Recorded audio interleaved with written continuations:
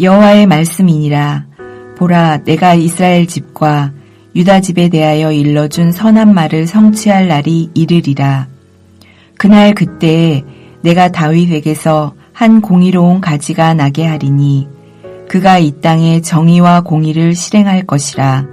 그날에 유다가 구원을 받겠고 예루살렘이 안전히 살 것이며 이 성은 여호와는 우리의 의라는 이름을 얻으리라. 여호와께서 이와 같이 말씀하시니라. 이스라엘 집의 왕위에 앉을 사람이 다윗에게 영원히 끊어지지 아니할 것이며 내 앞에서 번제를 드리며 소제를 사르며 다른 제사를 항상 드릴 레위 사람 제사장들도 끊어지지 아니하리라 하시니라. 여호와의 말씀이 예레미야에게 임하니라. 이르시되 여호와께서 이와 같이 말씀하시니라. 너희가 능히 낮에 대한 나의 언약과 밤에 대한 나의 언약을 깨뜨려 주야로 그때를 잃게 할 수 있을진데 내 종 다윗에게 세운 나의 언약도 깨뜨려 그에게 그의 자리에 앉아 다스릴 아들이 없게 할 수 있겠으며 내가 나를 섬기는 레위인 제사장에게 세운 언약도 파할 수 있으리라. 하늘의 만상은 셀 수 없으며 바다의 모래는 측량할 수 없나니 내가 그와 같이 내 종 다윗의 자손과 나를 섬기는 레위인을 번성하게 하리라 하시니라. 여호와의 말씀이 예레미야에게 임하니라. 이르시되 이 백성이 말하기를 여호와께서 자기가 택하신 그들 중에 두 가게를 버리셨다 한 것을 내가 생각하지 아니하느냐. 그들이 내 백성을 멸시하여 자기들 앞에서 나라로 인정하지 아니하도다. 여호와께서 이와 같이 말씀하시니라. 내가 주야와 맺은 언약이 없다든지 천지의 법칙을 내가 정하지 아니하였다면 야곱과 내 종 다윗의 자손을 버리고 다시는 다윗의 자손 중에서 아브라함과 이삭과 야곱의 자손을 다스릴 자를 택하지 아니하리라. 내가 그 포로된 자를 돌아오게 하고 그를 불쌍히 여기리라. 오늘 본문은 예레미야가 왕궁 시대 감옥에 있을 때 두 번째 임한 예언의 말씀 중 두 번째 부분입니다. 앞선 본문에서 하나님은 예루살렘 성의 회복에 대하여 말씀하셨습니다.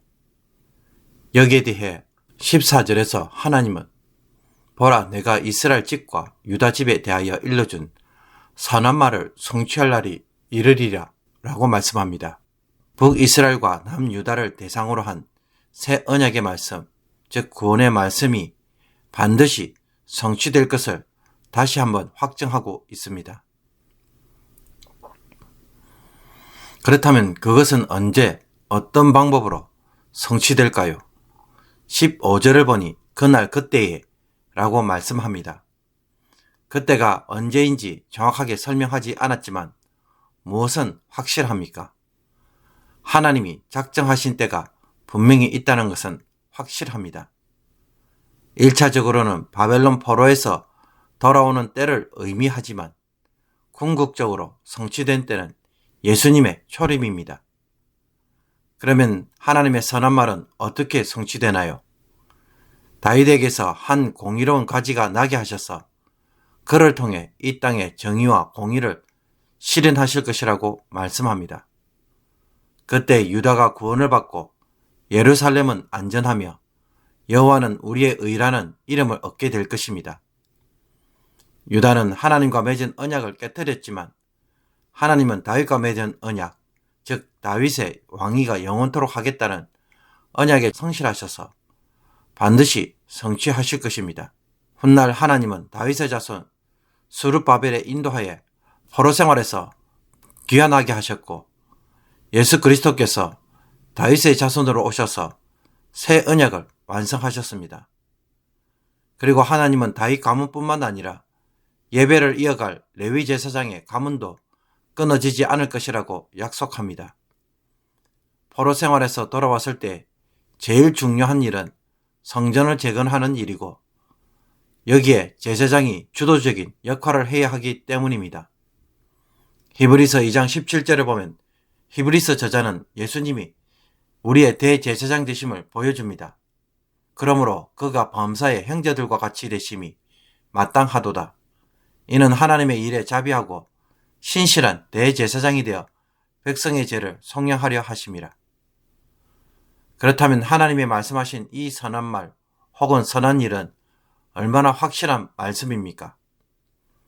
하나님은 이 약속이 얼마나 확실한 약속인지 낮과 밤의 질서를 세운 언약과 비교합니다.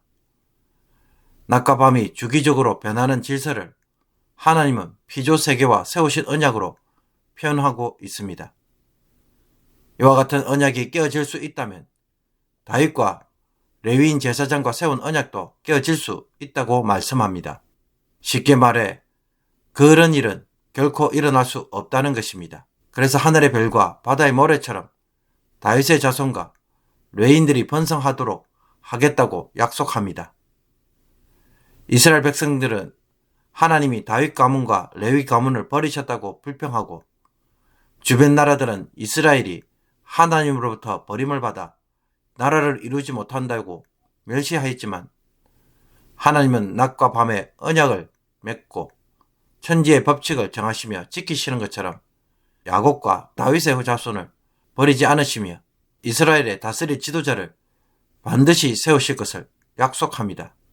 하나님은 반드시 그들이 돌아오고 불쌍히 여김을 받을 것이라고 거듭 확정합니다.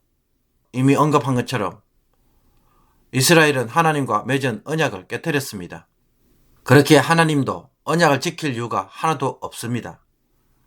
그러나 이스라엘을 위해 언약을 맺은 하나님은 그 약속을 포기하지 않고 반드시 실현하시고자 합니다.